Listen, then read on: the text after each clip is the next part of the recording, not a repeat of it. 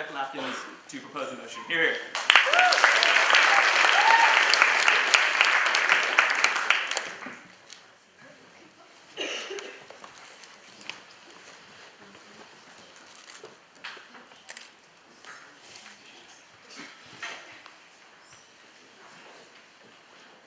Hi guys, my name is Declan. I'm a guy whose soul has been sold to the LMH, unfortunately. I'm a proud member of the 2013 CBS Third Zambian Immersion Project. That's the extent of my volunteering experience. And I want to do a couple of things before I start talking in this speech. So I want to preface this speech by saying, firstly, this isn't me slating VO or any other charitable organisation. This isn't me telling you that you shouldn't go volunteering or that volunteering can't change lives and have massive impacts and that kind of thing. But it's just me telling you that you should think about a couple of things before you do go on your trips to Tanzania or India or Haiti or wherever. That you should think about a couple of things. You should understand your goals, your expectations for the trip, and that you should be sure that these things are actually realistic and achievable. Because in the vast majority of cases, student volunteers do not make massive differences in the areas that they go. They don't make massive differences to the lives of the people, and nor does the work they do have much of a lasting impact. In my speech, I'm going to talk to you about three different things. I'm going to talk to you about the realistic and negligible impact of student volunteering. I'm going to talk to you about what the money raised could actually be used for, and I'm going to talk to you a little bit about where student volunteering can actually cause some harm. So the first thing I'm going to talk to you about is negligible impact of volunteering, because firstly, volunteering has a massive impact on the volunteer, right? Even aside from the fact that you get a really, really, really good profile picture, I should know, I kept mine for 2 fucking years, it's pretty impressive. But even beyond that, it probably will change your life, and it probably will have a massive impact on the way that you view the world. But unfortunately, right, that's what a holiday is. A holiday could have a massive impact on your life. A holiday can do all this stuff for you. If you paid yourself for a flight to India and you walked through the slums in India, you could get all that. You could get all of that impact.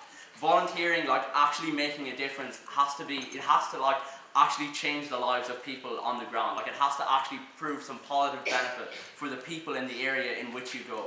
And if it doesn't do that, then yes, it is just a holiday, right? Because the benefits are all on your side and they're not really on the side of the people there. Realistically, no student volunteer has ever actually made massive differences here, right? The trips are too short. The students they don't have the skills to make a difference. If you think about it, if I was to go out tomorrow and I was to go out building things out in Africa or wherever, I'm not a fucking builder. I don't know how to do that. Even if you talk about people studying particular professions, going towards certain things, a med student going to work in a hospital, you're still not a doctor. You're still not doing the same thing as somebody in the ground could be trained to do. You're still not making the difference that you could be making because you don't have the skills you would need to do that. Right? If you can't do the job that you were going out to do on your volunteering trip, if you couldn't do that in Ireland, then why would you assume that you could do the same job when you go over there? Because realistically, you want the aim of volunteering, the aim of all this stuff is to raise the standard of living within these countries, is to make a difference for the people there. And if you're not changing it for the better, if you're not actually changing things so that we have them to go into the same standards, I will take you after I finish this point. The reality is that you're just going on a holiday, you're just improving yourself, you're not doing that. The same thing goes for teachers, because now you're going to be teaching, when you're not a fully trained teacher, because we're talking about student volunteers here, you're going to be teaching in a school where you do not speak the same language as the people there, and you're expecting that you're going to have a massive impact on them and be able to teach and all that kind of stuff. When realistically you can't, because you're not a trained teacher, and you're also going to have language barriers and stuff like that. Go King. Is your argument basically that bad volunteers give nothing on a holiday? Because that seems a biased notion.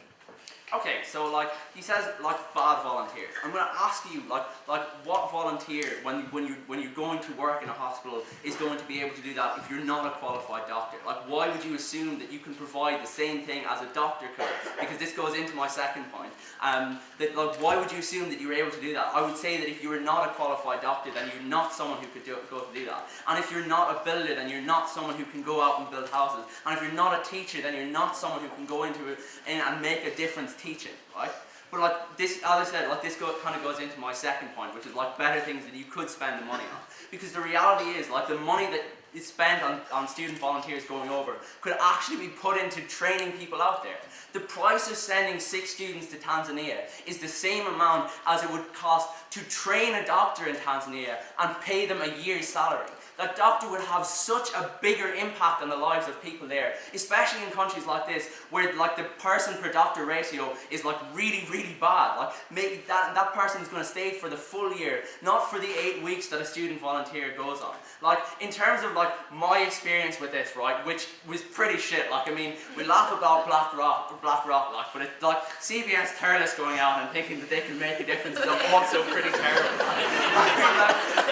When we went out, like we raised a shitload of money, like we raised 48,000 and we brought that over, and we knew that that money was going to do good because it was going to the Christian Brothers, right? But we also spent, take it as you will, alright? Like, we also spent 30,000 euro on vaccinations and flights over and our cost there. 30,000 plus 48,000 is like close enough to 80,000. To put this, I'm going to say this in terms that ye can understand, but really it's that I can understand, right? Because I'm from Tip, right? You can buy a reasonably good tractor for 80 grand. 80 grand, like an 80 grand worth tractor would have a far bigger impact on the lives of the people in the area we went to than 8 fucking 50-year students going out and thinking that they can make a fucking difference, like, because realistically we didn't make a difference. The money that we raised could actually have done some good, but we were just kind of wasting a lot of it, right? Because this is the main difference between student volunteers and skilled volunteers. Because if a doctor went out with MSF who's a trained doctor and can go there for like a year or two, he can make an active difference in there. But a med student who goes out and like does the same thing, like thinks that they can work in a hospital in the same way, when realistically they're firstly going to be dealing with different diseases and stuff like that than they would be in Ireland. They haven't really spent much time on like studying, like, and they're also going to have to be a doctor, which they're not trained to be. Like they cannot do that. The last thing I'm going to talk about is the harm that student volunteering can cause. Because look, I'm not going to talk to you about like white savior narrative bullshit and all of that, right? Because I do not give a fuck. Like, I mean, like realistically, I think that people who are in need, probably like who want to be helped, can probably be helped anywhere, right? But I am going to say that sometimes volunteers can unintentionally cause harm, because things like volunteerism we throw around very lightly. But when things like orphanages become things that you have to go to see, right? When we talk about like children that live in there, right, like, and they can be seen as a tourist attraction, when really what is happening is that there's a student volunteer who goes out for 8 weeks and spends time with them. And for those 8 weeks, like that like one child that they spend a lot of time with gets to see and like have a friend or whatever like that, right? But after those 8 weeks, that volunteer goes away, and the one person that like they don't see like the Facebook post that you make on Facebook like afterwards when you come home about how this child changed your life or anything like that. They don't see anything like that. All they see is that it's another person who has abandoned them once again, right? And who's like tried to say that they're helping them when really you've made no difference to their life whatsoever, because you're there to like talk to them for that time and then you leave. Right? And it's just like another person doing that. The last thing in a way that harms it is that in certain cases you take away from like local workers who could be doing stuff at the time, right? Like take an example when like students from Manchester went on a volunteering trip to like somewhere, I can't remember where they went. But like they were building a library onto the end of the school so that the school could be like higher accredited, right? But every single night, like builders had to go down and take down the blocks that they laid because they couldn't fucking build, right? I mean, and you can't have like non-structurally sound buildings, right? But like the builders couldn't actually work as efficiently as they wanted to because they couldn't like build anything extra on, because then the students would feel bad. Like, I mean, realistically, right? It is really, really shit. Like when people go out and do like bad work that they could be doing better, right? Look, student volunteering is something that can greatly change your life. But that doesn't mean that it is changing the lives of the people in the areas in which you are working, right? It's not the way that we go about creating actual change within the developing world, right? There are better things to do that. Give to charities that work there, like give to MSF, like let VO and that kind of thing, like put trained professionals on the ground and like volunteer by raising money for them, right? It's just a way of making yourself feel that you're playing your part. It is a holiday, right? It is a longish, like life-changing and very unique form of holiday. But that We'd like to thank Declan for that fine speech, and now welcome the first opposition speaker, Donald Collins. Here.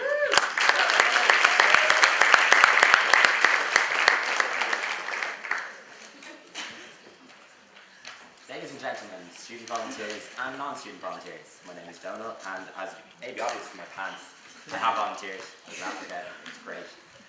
Like, to be honest, nothing says, look at me, I've been volunteering like getting a pair of pretty shit quality harem pants in Tanzania that are made in Thailand. I mean, it's really authentic cultural souvenir right there.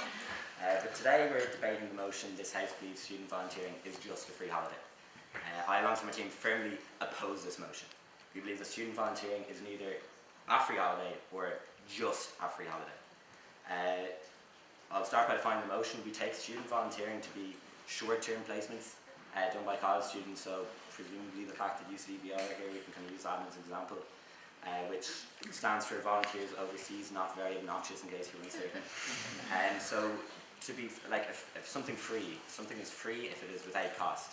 Something free is something you receive but in which you have nothing invested. Something free is paid for by somebody else. Holidays, leisure and recreation, especially spent away from home or travelling, which people tend to do after their VO projects. So from these definitions, I think it's ludicrous to think that student volunteering is just a free holiday. I'll begin my speech by clearing up a common stereotype of volunteers. I feel that there exists in this world, and certainly in this chamber, skeptics and cynics who think that like they have in their head this image of what I like to call an entitled and enlightened volunteer. So these returned volunteers appear holier than thou, almost evangelical, having managed to find themselves the meaning of life and a pretty decent time while in Africa for a few weeks. They saw around camping wearing these, I mean, let's be honest, they're pretty class, elephant pants, even though they're somewhat impractical. They reminisce of that sunset they saw on the beach in Zanzibar, or that time they visited the Taj Mahal and got a cool selfie outside of it. They count the thousands of likes they have on their profiles, one of hundreds of similar selfies they take during their trip, which makes you wonder whether they're actually teaching selfie-taking photography or actually teaching English to these kids. And perhaps you don't actually hear them talking about the sustainable long-term impact of their project. But this is not to say that it doesn't exist. Question though? Yeah. Can we clear the fact that, like, would you agree that in terms of volunteering, any type of volunteering, the most important thing should be like the impact and also the efficiency with which that impact is brought? Yes, I agree. But the motion we're discussing today is that volunteering is just a free holiday. So even the previous speaker was talking very much about volunteering isn't perfect, but the motion is not to say it's not perfect. Obviously, we want to have the most impact, but I'm arguing that you can have impact. If you have any kind of impact, and we do have a good impact, it's more than just a free holiday, even though it might not be the best use of that money. So it was said earlier on that the money fundraised by student volunteers could be better spent investing in locals instead of subsidising the air travel industry. Why couldn't you hire a local builder to do the same work cheaper and better? I do personally have reservations about building projects, but this debate is not about whether the optimal use of €2,600 is to send a volunteer overseas. Barry's going to talk more about the benefits of it, but I'm just going to debunk this from kind of utilitarian perspective. As regards to the whole volunteering experience being, worth 2,600, I contest that this amount that they fundraise is far more useful than, I don't know, what else could you get for 2,600? 124 Domino's mega deals, 780 Jaeger bombs in D2. In fact, have you noticed it's not Jaeger bombs anymore, it's actually Jaeger bombs they do, so they're even better. Or like 2,600 could get you a night with Barry Murphy, I'm sure. The main critique of student volunteering is money to use more effectively. I think that's just awful to be squabbling about things that, people, sorry, no, I can't take this on. The use of that money, like, I mean, what else? Sorry. I think it's very cynical to think that you're doing something good, but it's not the best thing you could be doing. There's a difference between that and just going on a free holiday. It does, like, going on VO, 2,600, you could do other good things with it, but it does a hell of a lot better for the world than going on J1 or any of those other frivolous pursuits I mentioned. If the opposition really are going to be arguing about how we spend 2,600, why don't you go and just do some charity work, because the world will actually be better off if you do that. Obviously, we want to constantly kind of refine and be as effective as we can, but I think, how much does it cost to go on J1? Just because we're not getting maximum efficiency out of that 2,600 does not mean that it's a free holiday. I will regale one of my favourite memories from my VO trip, which wasn't a free holiday. There was a time when myself and Barry were in a staff room eating lunch, and the teacher came in with a kind of wooden stick in hand, and we asked him kind of what he was doing with it, and he said that nothing makes children learn like this, kind of alluding to corporal punishment. And that will stay with me for the rest of my life. That wasn't really a holiday type experience, but like, I think it was even said that like it does change your life. 4 weeks is not a long time on the ground, but the way in which it changes you as a person and gives you a realistic view of what poverty looks like. It's not like a trope ad. You know, I didn't see one starving kid out there. In fact, a few people even had iPods and stuff. You know, you're not going to see that in a trope ad. But knowing that that side of the world exists will stay with me for the rest of my life. And I don't think that's, I mean, holidays can change you, yeah, but if you're just getting fucked in Santa Ponds every night, you're not really going to have that same kind of impact, I think. So yeah, and in terms of the 2,600 itself, a lot of that is spent on the ground. The cost of flights out of that is a minority, so to think that it's just, you know, oh, like there are easier ways to go on a holiday than go and fundraise 2,600, of which only a few hundred goes on flights. And also, like in terms of being free, it's a hugely expensive thing to do VO. I mean, I know, like myself personally, I ran into debt while I was over there. I know other people have as well, because the shit thing about volunteering that you don't actually realise is you're not working, it's not paid employment. So, you know, you're spending money while, like, you know, you have to subsist yourself. The cost of the vaccinations are a few hundred quid. So, like, I presume the population you see would rather not be infected by tropical diseases when we return. So that's something you forgo yourself. That's not a holiday, you know. So to sum up, volunteering does, while might not be the best use of €2,600 and kind of maximum efficiency, it's a hell of a lot better than other things that people do with their money. And like, I know myself, my fundraising, I have the privilege of being able to have scholarship money to use for it. So like, people who complain that €1 to VO isn't the best euro, you know, if, in my case anyway, it wasn't that I was taking it off people, I feel, so it wasn't a free holiday for me anyway. And so Elfin Panzer class, and don't go on J1s.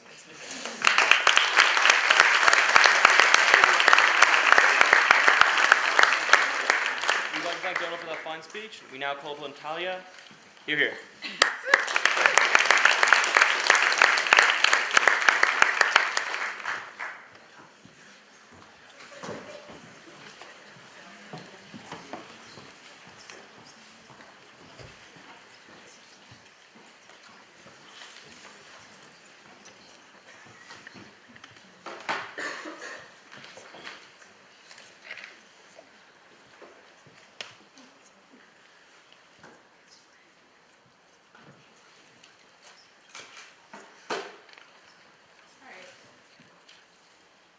Okay, hi everyone, I'm Talia, so I'm just going to jump right into it. I volunteered several times, and each time I've grown. I've become more socially aware, more sympathetic, and more culturally aware. Through volunteering, we're given unique life experiences and dope profile pics, but are we truly helping the people that need it the most? So first of all, just a disclaimer, personally I think that all of what is done, like in terms of volunteering, is done with like the best of intentions, by like some of the best people, which is why I personally feel it's a pity that like a lot of organizations and a lot of well-intentioned volunteers are kind of wasting their valuable resources in a way that I personally see and has been proven to be ineffective. First of all, just for like a little rebuttal in terms of what the first opposition speaker said.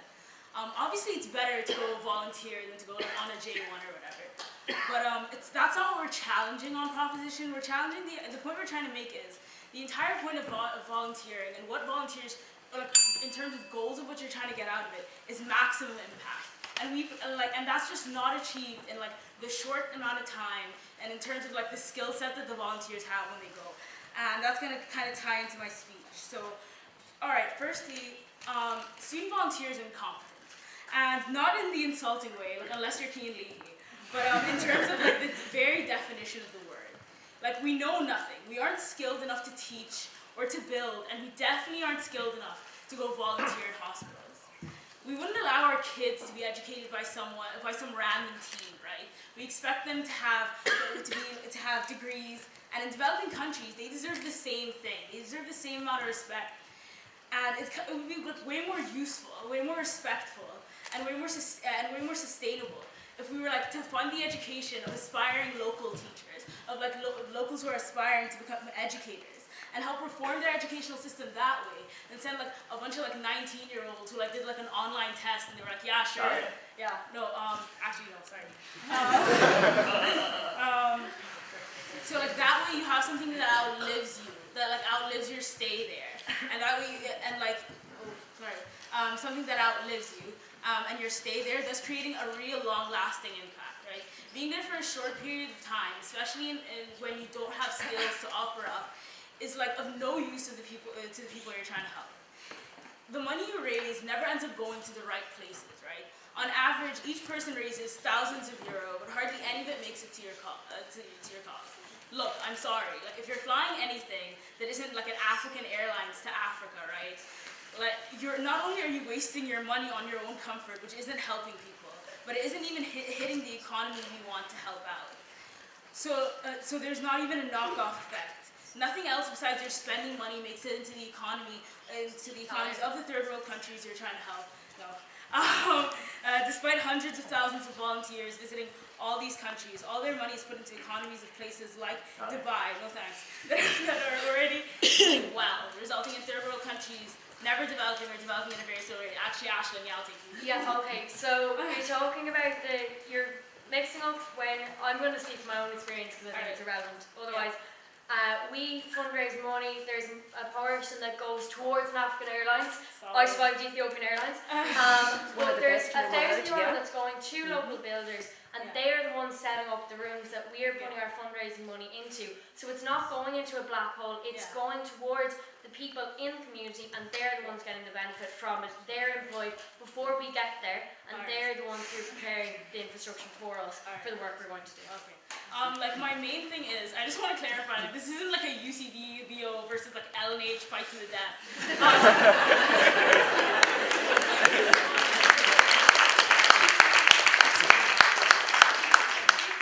I'm referring to student volunteering in general that occurs like within high schools. This isn't like aimed at you guys and your organization. Like in terms of like other people, everyone flies like Emirates Air. That's just a fact because it's way more convenient and that costs way more money. So that's not really like targeted at you or anything. Anyway. Okay, so I think one of the most harmful things that arise from student volunteering, especially at a young age, is that it perpetuates and solidifies the most harmful preconceptions people already have. Declan said he wasn't going to talk about white saviors. I'm going to talk about white saviors. By sending unskilled young people and children to volunteer abroad, we teach them that because they're from the West, they are superior. We teach them that their skill set, which already described as like not being that high, seeing as they aren't qualified in those specific things, aspects they're volunteering in. Although their skill set's not that high, we teach them that it is of so much value to that country, so much so that we are willing to fund their travels. That's problematic not only from this perspective of like inflating egos. I mean, Kian has a massive head. I should probably take a point of information. All right, now. But we also subliminally tell the people that we are serving that we're superior to them, despite our lack of experience. Like a lot of the time, you are just as experienced as the people you are like volunteering for. So solidifying that white is right sentiment, right? To all the people building things, all right, I get it. It's coming from a good place. But besides the fact that like you're not a builder, besides the fact that you're not a builder, please recognize that you're taking jobs away from locals and that you're taking opportunities to create a market away from where you're trying to help. And you're doing a shitty job. Like unless you're an experienced builder, most of what you build ends up being fixed later by builders, like Declan said, like for the Manchester example.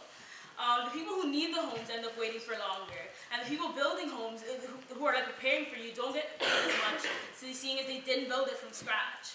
So it's essentially underproductive and unsustainable, and it'd be more beneficial to all parties involved if you funded the building of the houses rather than attempted to build them yourselves. That way people get jobs, people get money, and people get homes. Moreover, when we give someone a job, they now have a skill and money. They can now use that skill they either possessed before to do more work and get the job, or perhaps they are trained now and have a new skill, and that's great for them because now they have something they can do. But also, this money goes directly into their families, and the things they need, and improving the industries they have, and setting up new industries that they don't have. Another important thing to note is that Westerners do not understand the needs of the locals. No matter how much we do, it's just more difficult for us to understand the necessities of the people as a result of like cultural barriers, different life experiences. I have a lot to go. For example, a charity built an internet cafe somewhere in Africa, I can't remember. And no one used it. In fact, the people just stole the roof and the door and half the walls because they needed shelter. This is Kevin. Now that's an extreme example by Kev Brennan in the back. And it's an extreme example of the West not understanding the situation. But if we give the people living there more money, more skills, more resources, rather than sending over student volunteers who don't contribute to their development in that sense, that is when they gain the full ability to determine what their community needs and how to meet their demands, whether it be through creating a business or otherwise. Part of what makes the developed world so successful is the fact that everybody exercises the right of autonomy and is therefore able to decide what he or she wants for themselves. The ideal scenario is that we help locals develop the community by giving them the opportunity to make their own decisions, rather than dictate what is good for them. There needs to be a time when charities move away from these areas, but these communities have to endure the frankly condescending nature of holiday volunteering. It slows that process down for all the reasons already outlined. I'm finishing up now. Okay, so when I was 16 years old, I volunteered at a hospital in Tanzania. Please, no. Since then, the Tanzanian government has understandably banned student volunteering. Okay, I'm just gonna cut. Anyway, while the concept of student volunteering comes from a it creates and perpetuates a vicious cycle in which third world countries never have the opportunity to develop, and therefore said volunteers are always needed and things never change. We need to stop convincing ourselves that we are God's gift to the third world and recognize the flaws in our efforts.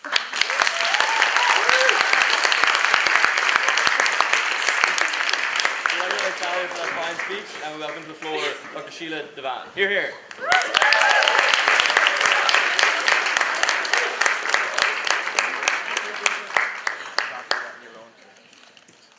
Well, good afternoon or good evening to all of you. It's a privilege to be here and exciting to actually have the opportunity to oppose this motion. Can I remind the House what the motion is? The motion is that student volunteering is a free holiday. I'm going to say it again because it's gone off track. Student volunteering is a free holiday, and I vehemently oppose it. I'm opposing it from a position of my personal life. I have never been a student volunteer. I've been a lifelong one instead, as a medical missionary of Mary. And I now volunteer in the opposition in Trinity College. But we're sticking with student volunteering is a free holiday. Let me just say one or two things first. Ashling, Ethiopian Airlines is among the safest and the best in the world. I'm not paid by them, there's no disclaimer, but they are absolutely superb. So if you found yourself having to fly Ethiopian Airlines, very well done for your choice. I also want to debunk the idea that student volunteering is about white people doing things to other people. Student volunteering is about people to people. Whatever their colour, whatever their creed. Have you got the point? Okay. I'm very glad that my first speaker was able to give some definitions. He, like me, is a psychologist. So we need to start and say, what exactly defines a holiday? Because this is the topic. A holiday is self-referencing. It's about what is good for me. And there's nothing at all wrong with that. In fact, it's very healthy that you should look for what is good for you. But a holiday is about making a choice that references me or mine. It may be a rest, it may be a very strenuous activity, it may be sightseeing, it can be your bucket list or whatever. But the reference point is me. So if you're saying that student volunteering is a holiday and a free holiday, what you're actually saying my dear friends, who I vehemently oppose, is that this good person is all about self-referencing and free. Free is not only economic. You talked about 2,600 euros, which, by the way, I'm astounded that you were able to in VO do what you did with. It's an incredibly small sum of money for what you did. But there is the resources, there is all the other costs that actually cannot be contained in a financial statement. So back to the house. What are we talking about? We're talking about student volunteering not being a free holiday. So if it's not a free holiday, what on earth is it? So if it's not something that's self-referencing, if it's not something that is free, that costs something, it's obviously something that costs. That costs in money, that costs in time, that costs in skill, that costs in resource. And it's clearly something that's other referencing. It's clearly about other people, not about other people of another colour, not at all. It's about other people of whatever colour, because this topic is not addressing overseas volunteering, it's addressing volunteering. Can I remind the House of that? Okay. Of course, as a psychologist, you're going to expect I'm going to have done a little bit of research in the past couple of days since I got this honourable invitation, which I rushed at. And what did I find in the research? I looked at journals, I looked at articles, I pulled down this and looked at that. Journals in agriculture, international relations, nursing, medicine, my own profession, mental health, psychology, education, there's lots of it, governance, whatever. And there is some very, very robust, long-term research that looks at exactly what you've all been talking about, impact. What is the impact? Try and not get so worried about the impact on the people you go to. You're absolutely right, they're wonderful people, and very often they have indeed as much skill as you have and more. Let's look at the impact on the volunteer. Let's look at the transformative experience that this will be for that young or older person. Just look at the careers and the histories of many of the people who have made life-changing choices and done things that we'll all remember. They will reference a transformative experience, something that happened to them when they met either another culture or another group of people who were courteous enough to allow them use their skills. On that point, surely if you do it such that you want to have a transformative experience for yourself, that it is a self-referencing activity. That's not the primary role, but that's one of the secondary ones. You're absolutely right. It's one of the results, but the referencing is other. But if we look at impact, the impact starts here. The transformation starts here, and it moves out to there. It moves out in choices, it moves out in career changes, and most of all, and most importantly, it moves out in relationship. And if our world needs anything, it needs cross-border, cross-culture, cross-ethnic, cross-religion. Isn't that right, Talia? Yeah. They're my great friends, the Muslims. But we need to be crossing borders, building bridges. And this is one of the marvellous outcomes of this. Do we give as much as we get? I think it works both ways. I think we get a lot, and I think you give a lot. Do you have to be a doctor of clinical psychology to offer good things to other people? Don't fool yourselves, not at all. You may do a lot more good in a conversation in the bus than I do in the clinical room. And I mean that very, very sincerely, because your motivation, which is the driving factor, may in fact be coming from a very good place. So once again, I want to say how excited I have been to have been invited to oppose vehemently the idea that this is a holiday, or that it's free, and that indeed it's anything like self-referencing. Thank you very much.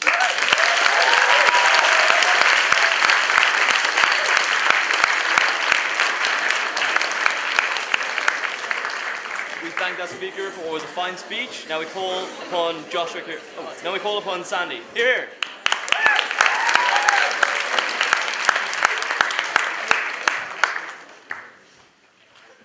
Sorry, I've always wanted to do this. Profile picture.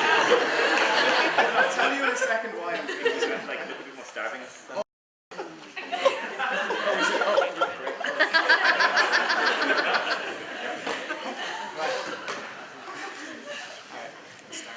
So, ladies and gentlemen, my name is Sandy, and despite how I may appear, I'm from Dublin, so I'm from the country. And when I moved up to Dublin, and this will explain why I took that selfie. When I moved up to Dublin, I realised that in Dublin, it was a cultural shock. So it was the norm in Dublin to document your life in a series of Facebook albums. So, for example, so your college life. So, for example, the summer before first year was Interrail. So, it was your obligatory pics of when you were at trains, and then there was Lake Bled, and there's usually the big Amsterdam thing. That's always there.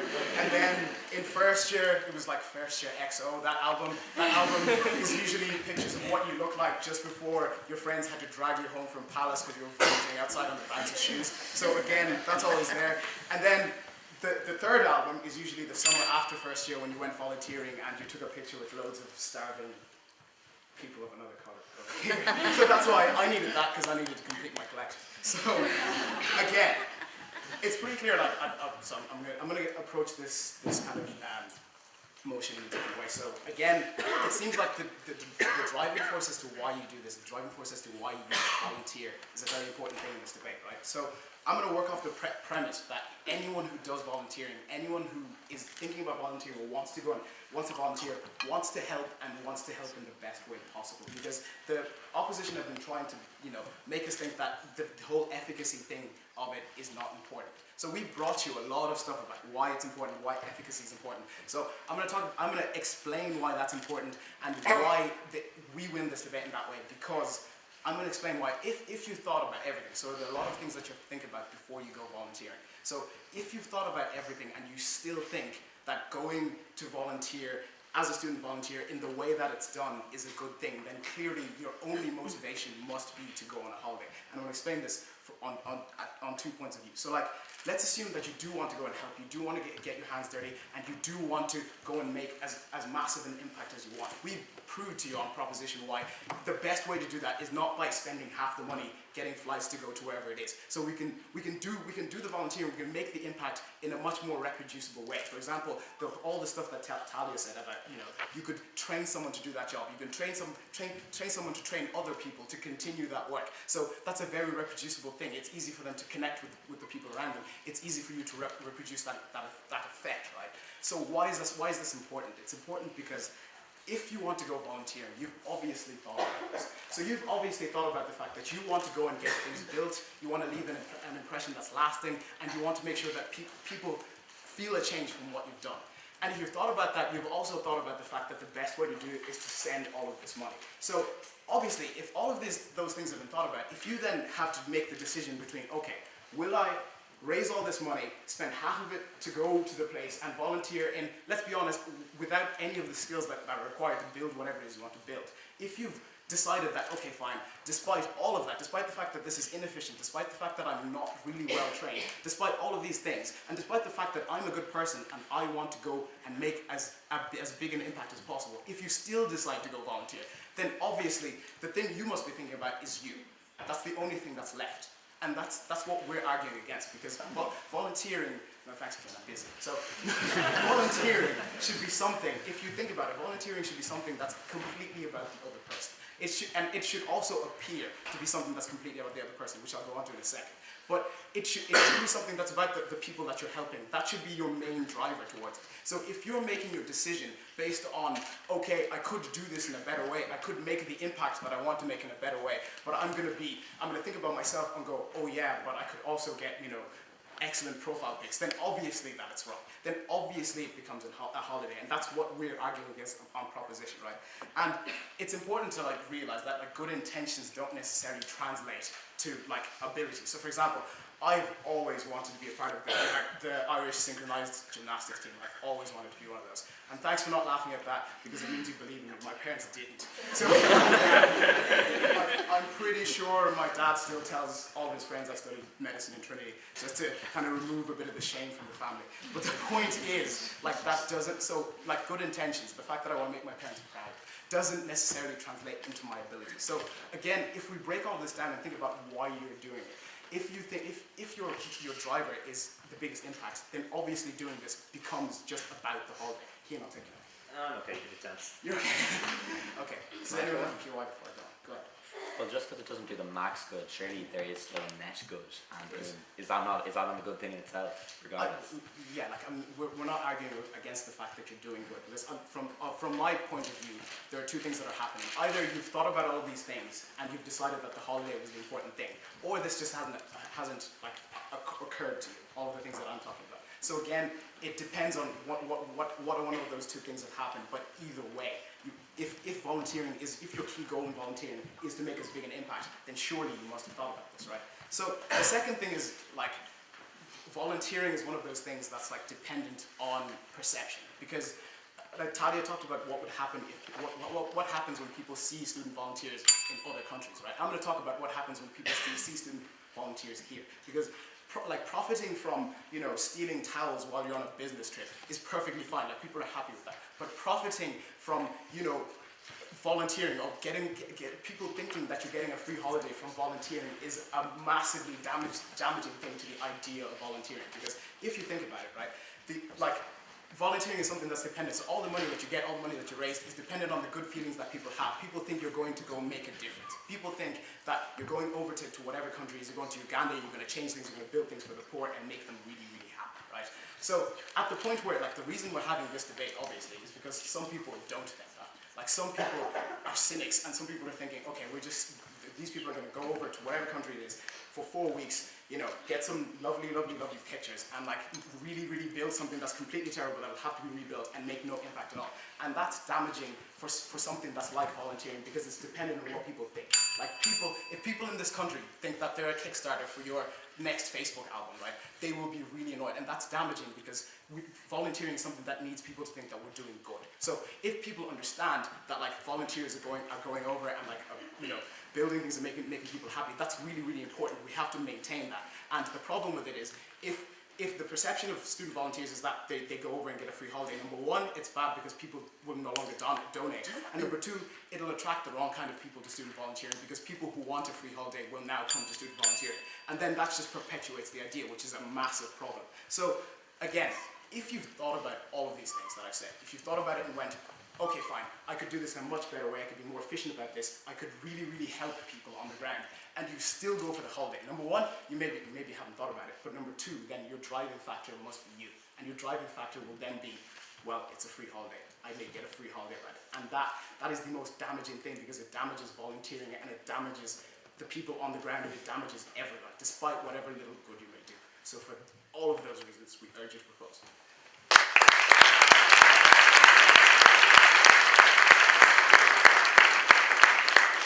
We'd like to thank Stanley for what was a fine speech. We now call to the floor Barry Murphy. Here.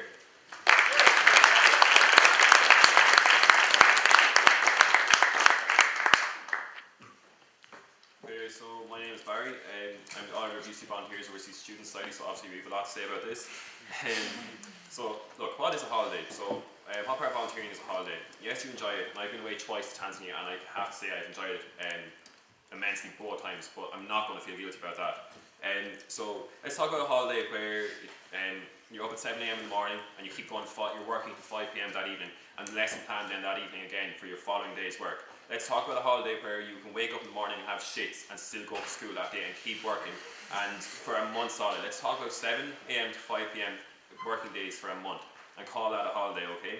So organised volunteering is what I'm going to talk about, okay? Because there is a substantial amount of benefit to host communities from organised volunteering. You have people go out there and just absolutely wing it and do what they want. Rock up to some orphanage, go in there, teach what they want, dance with the kids. They might not have the impact. If it's organised, you will have an impact. Okay, so there are many organisations that send student volunteers to developing where to engage in development projects, okay? There's the likes of UCD Volunteers Overseas, SUSE, SERVE, okay? Some are better than others, but all engage their volunteers in development and education. All prep their volunteers, okay? All require months of preparation, so maybe a year-long holiday, right? So where you like have weekends, training days, taking time off work, taking time off your college commitments to engage in lesson planning, where you organise workshops for what you're going to be doing, where you learn the language of the country you're going to. So a lot of people who spoke on the proposition have been talking about how you're not going to be skilled enough to do the work you're doing. Yes, you fucking can be skilled enough to go, okay? You can lesson plan, you can learn the language, you can be fluent in the language before you go out there, and you can talk to those kids in their native language. And you can give them those skills that you've prepped. So I have gone out and I have gone out and taught things that I'm not studying. I'm studying biology, and I've gone and taught English and computers. I'm not a computer science student, but my skills, the ones I've got from transition year in school, and I started to learn when I was 5 or 6 years of age, I was able to use them. So teaching teachers who had never seen a computer before, leaving behind, so talk about sustainability, okay, so we left behind computer rooms, so you can leave behind a classroom, computer room, a dorm, accommodation for people who are working in the school, for example. They're the physical stuff you can leave behind. You can leave behind the skills then, okay? So, like, as I said, not an expert in computer education, but you can teach a teacher who has never seen a computer before how to turn it on, how to go through, use Word and PowerPoint and then Excel, and teach them how to use it in their career. So you can tell me that's not sustainable, but it won't really sit. Then you teach them how to teach the kids, okay? So that's what you can leave behind, and that still goes. I've been there twice, and it will go for the next 10 years. That computer room will go back to and go back to it again, and those teachers are continuing to teach the children in their schools, and they teach their families, their friends, and it grows, okay? On that point? Yes, go on. Surely, since you're a biology student, you are the teacher that's teaching the students will not possibly be able to teach them to sufficient standard, since you are nowhere near qualified to teach anyone how to teach. Okay, so sufficient standard in computers, just from my experience, okay? You don't need to be a computer science student. You don't need to be an expert in computers to show how to use a computer. They don't need to be an expert in computers to teach their children, their students how to use computers. You need the basics like we would have. But yeah, so.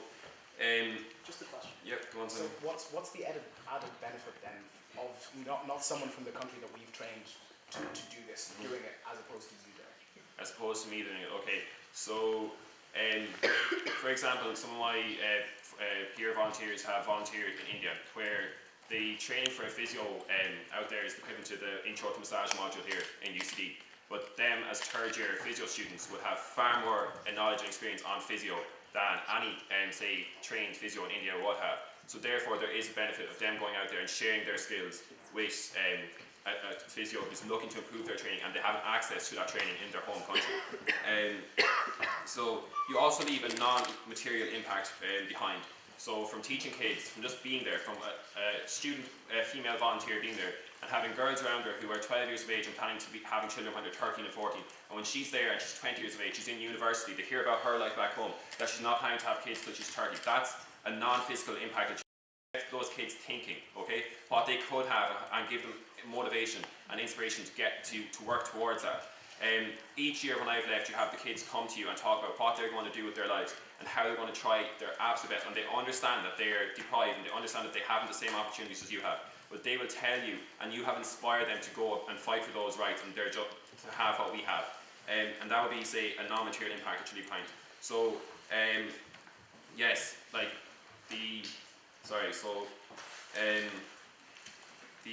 there is a huge impact that you leave behind, and it is sustainable.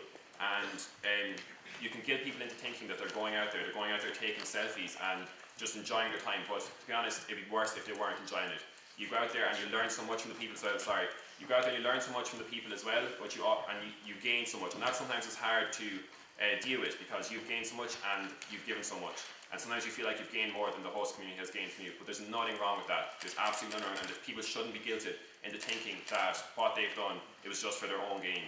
And yes, you can take a picture, and people do post it, and I've done myself a profile picture with 20 Tanzanian children.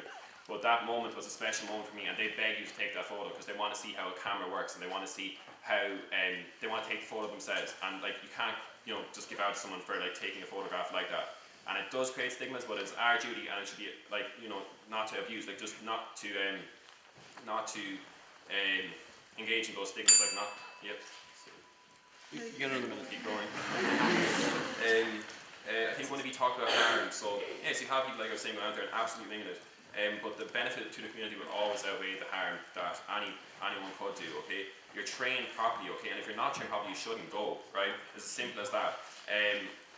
You do engage in fundraising. You're like, okay, well, that money could be better spent. So taking the money from Ireland and bringing it to there, and not just sending money, but you go out there and you see what that money is going to do. You use the money yourself. It's not just giving €100 to Troca and letting them go to the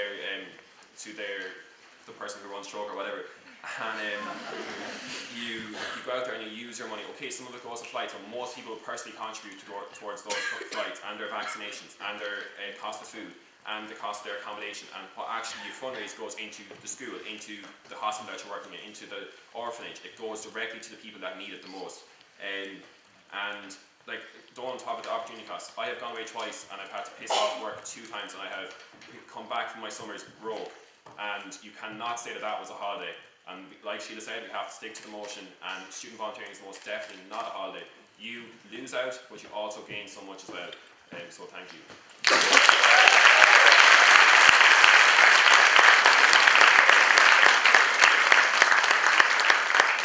We'd like to thank Barry for that fine speech. Now I call to Joshua Kirklennon to continue the case for the proposition. Here.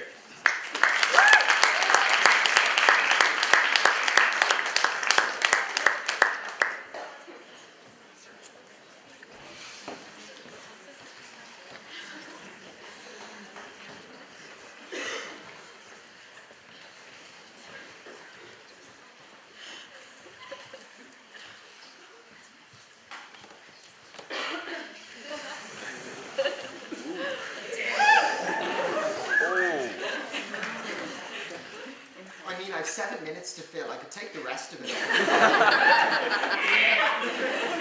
But this is being videoed, and Cian Leahy's getting excited as it is. So we're going to move on. Mr. Auditor, ladies and gentlemen, let's get several things straight. This is not supposed to be an attack on volunteers, and I know putting that disclaimer at the beginning doesn't bode well for the rest of the content, but like I feel that having listened to Dr. Devan, and indeed having, you know, in terms of preparing for this debate, becoming aware that the work she and her colleagues have done is fantastic and admirable. You know, we applaud the contribution that they have made, and this speech is not going to be about why that is bad. In fact, this speech will consist of no substantive arguments at all. It instead involves 7 minutes of almost exclusively personal attacks on Cian Leahy. This is Cian Leahy. He's everything that's wrong with volunteerism. He's also a lovely guy. I'm going to feel real bad about it, but I've had a real crappy day. I'm exhausted, and Cian Leahy happens to be present. He's going to take the brunt of my dissatisfaction. There will be suffering. Like the children of Africa who have to suffer through him leading campfire renditions of Kumbaya. Cian Leahy is a man who went to Haiti, got the profiler, and still only got 73 likes. I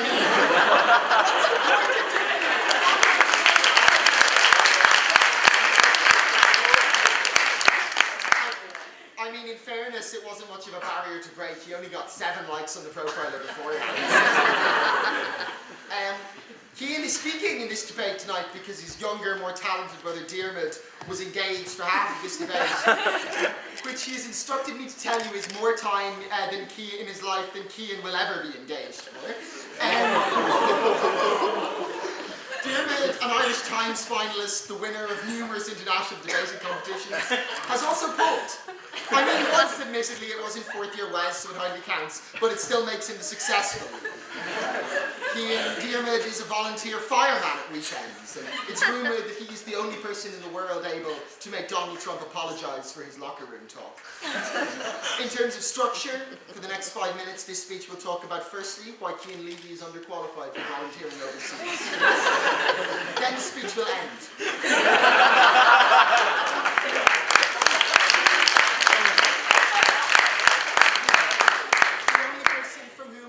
Accept a point of information is Cian Leahy. The content will be entirely derivative of content already given by Declan, Talia and Sandy, except for the massive amounts of abuse directed at Cian Leahy.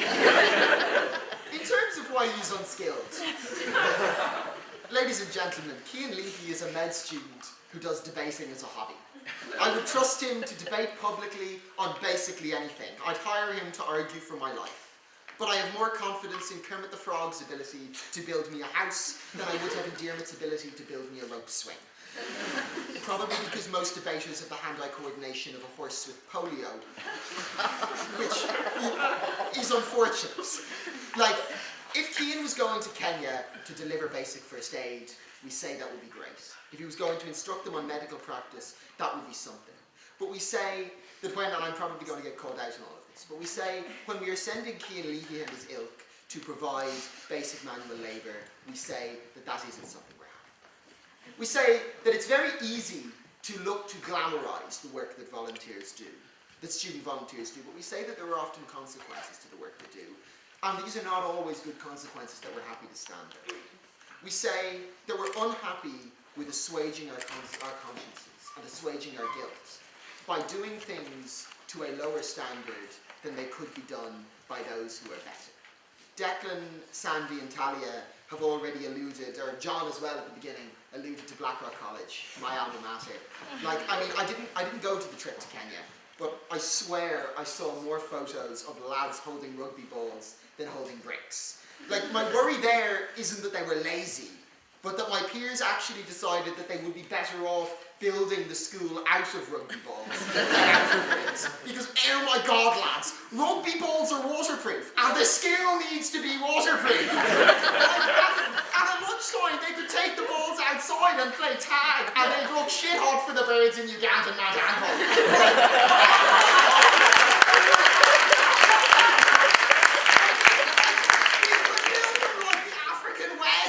Introduce them to a few points of the Ken. Send them some like McDonald's vouchers so they get 24 chicken McNuggets on the way home at night. On the way back to the fuck-off gaff that will build them out of rugby balls. Like, we say that the only thing more dangerous, probably, than underqualified construction workers is letting 30 delusional Blackrock students out on the third world and letting Cian Leahy out on the third world. I went more than 2 minutes without mentioning his name. I feel like I failed. We say that often seeing the results of your money, or seeing the results of charitable work that you do firsthand, is often an extension of, you know, the whole South Dublin obsession with material things, but is also just an extension of the people like to see where their money is going. But we say that we don't actually have to condone that. We think that when we send volunteers to do the sort of construction work that we're talking about, we say that we automatically feel like we have less of a duty to send people who are qualified to do that kind of work. We say that that sending people in the stead of those who are more qualified is something that is damaging. We say that it does take away from the ability of these nations to grow. We say that if transformation is something you want, then we say that's something that you can get elsewhere. We question why transformative incentive, a quality that we desire in all our citizens, is something that needs to be brought overseas if transformation of self is the real goal. We say there's far less glamour associated with creating transformation at home. No one looking for selfies. But if contributing to society is your goal, is your end goal, then there are other opportunities available for you to do that. We say that at home, the stakes are often far lower. You're not building a society, you're working in one that already exists. The reason, ladies and gentlemen, that we sent Christopher Columbus to discover the New World is because he was a trained explorer. We say that when we are developing new societies, as many of the societies that student volunteers are working in, what is most vital is that those societies are developed in the right way so that they have the ability to grow even more so in the future. We think that nothing could be more detrimental than building society on dross, building society on a foundation that is going to collapse, and not building that society in a manner that will enable it to stay standing through the storms that will inevitably buffet it as time goes on. We say that when student volunteers feel that assuaging that feel that going to the third world, that's something that can be very good. We think that the idea of contributing to the third world is something that's very good. We encourage them to find ways to do that do not have the potential for long-lasting harm to nations that really don't have the opportunity to deal with that kind of harm. Ladies and gentlemen, we urge you to propose.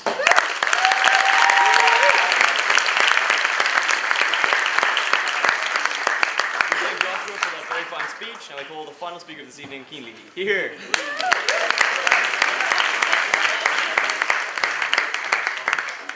Hello, friends. I mean, like, kind of introducing myself feels a bit redundant at this point. You've all gotten to know me quite well over the last while. I mean, I am everything they say about me. I am arrogant. I am the white saviour. I remember my Talia speech bashing white saviours as a proud white saviour. I was really flattered that Josh said I was a nice person. Thankfully, the fact that he isn't will make responding to him an awful lot easier. Do you remember that scene, Josh, in like Revenge of the Sith, where Anakin as the apprentice tries to take on Obi-Wan as the master? Remember how that ended up for him?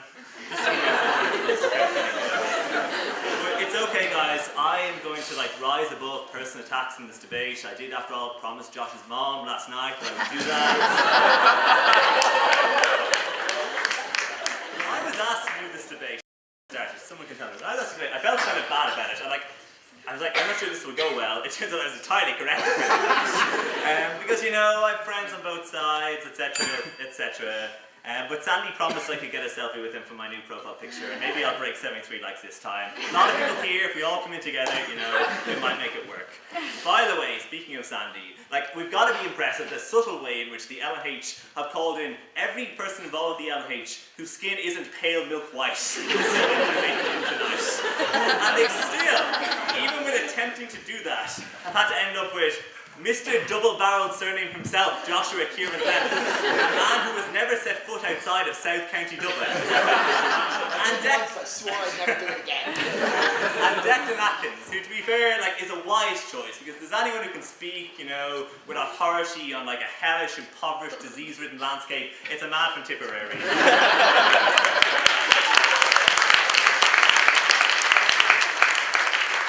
And Sandy are just bitter at VO because they cut like the Westmeath and Tipperary project. So don't worry, guys. Like, as for this idea that it's a holiday, like, what kind of holidays do you guys go on exactly? Like, let's take an example, okay? So people often have to like take malaria tablets. It's been mentioned a bit of times. So like, while preparing for this debate, all 5 minutes or so that I did, the rest will be mainly personal attacks, despite my previous comments. I went and looked up like the list of side effects of malaria that everyone who goes has to like undergo. It says, you may find yourself seeing, hearing, or feeling things which are not in fact there. That's kind of concerning.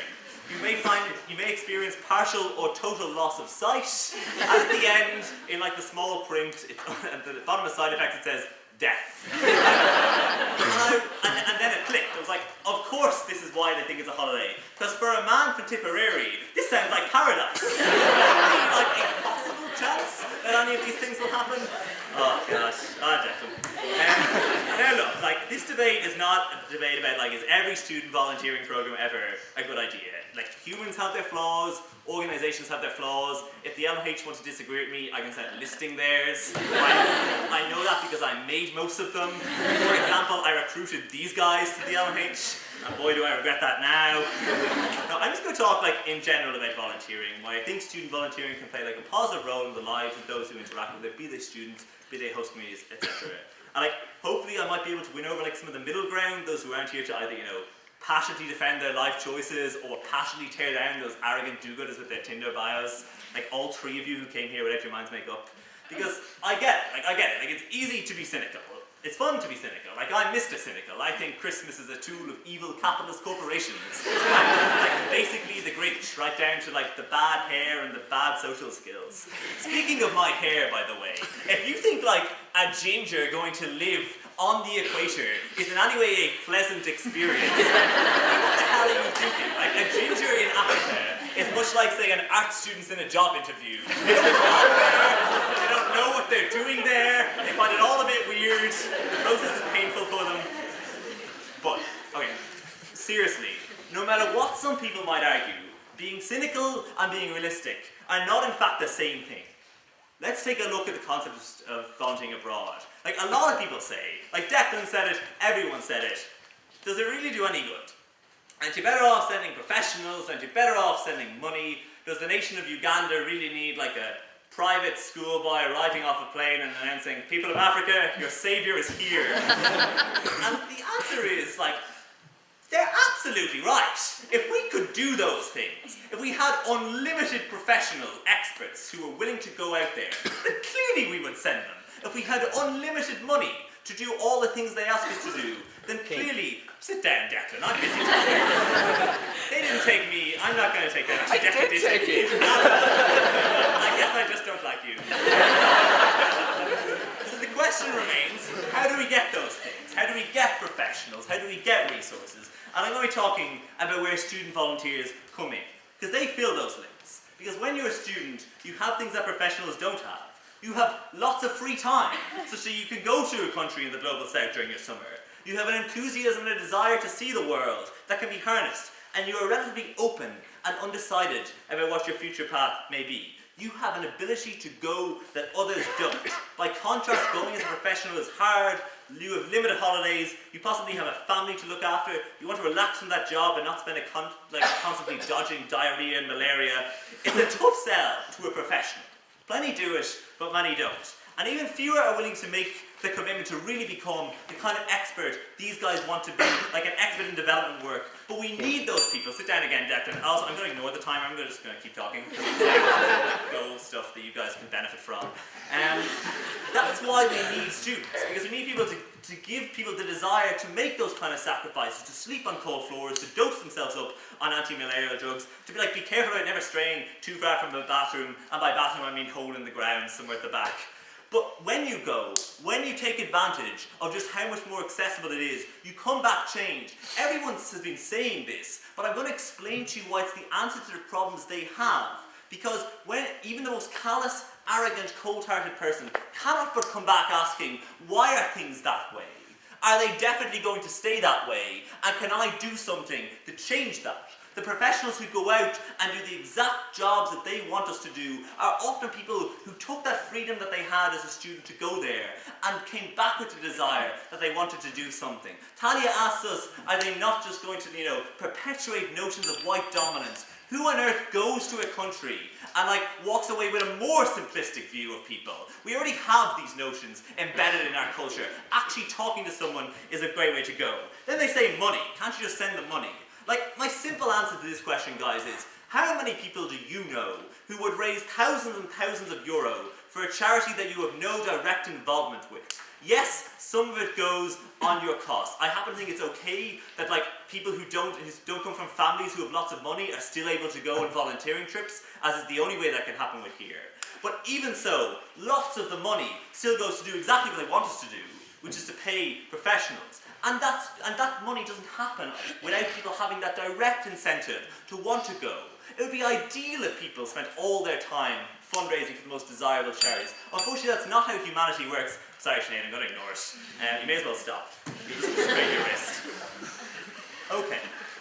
That's all I have to say on that. Do they really think that aid agencies would keep taking students if they were making a loss off them?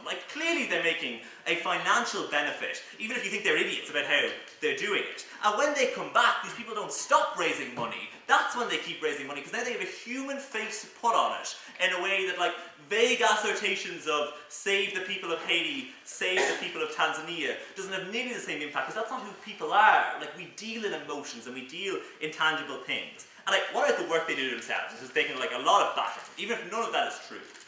Charities don't have unlimited funds, right? To do the kind of things they want to do, employ people here.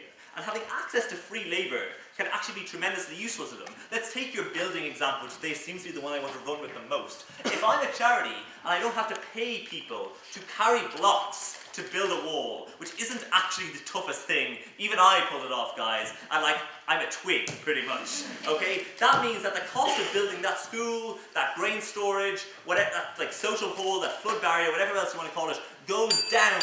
And that means that community has access to things that it could never have had access before.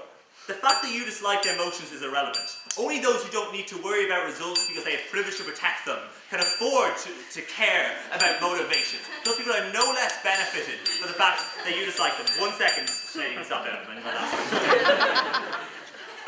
In a world where we constantly worry about inequality, about people being self-absorbed, about people being selfish and lack of empathy, student volunteers willingly give up themselves, physically and mentally, go to huge efforts, for the sake of people they have never met, for the sake of people that they might never meet again, who they could easily ignore, and that deserves to be celebrated, that deserves to be raised up, and not to be torn down. I stand in opposition.